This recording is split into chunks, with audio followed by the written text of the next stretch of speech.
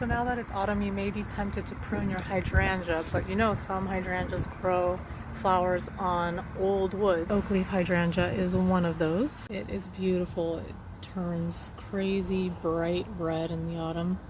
And the flowers are actually really cool. Spring they'll look something like this, and all the leaves will have fallen off. And since it flowers on old wood, you don't want to cut these flowers off. Well, you still can, even though I'll show you. Although you don't want to prune off the flowers, you still can deadhead. You follow the stem of the flower down to where it meets the plant. You can cut there. You just don't want to cut off anything below that. So even though we're told not to prune Oakleaf hydrangeas in fall, you can cut here. And next year, flowers will still grow from that spot. You may just want to leave these for a while, but if you do decide to cut here, not any lower.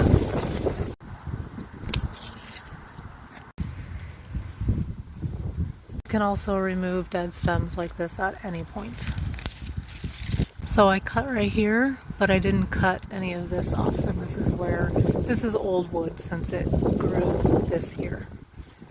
Anything that was here before this growing season is considered old wood. Anything that was here before next spring is considered old wood. But this right here isn't part of the old wood, it is just the flower stem, so you can cut right there.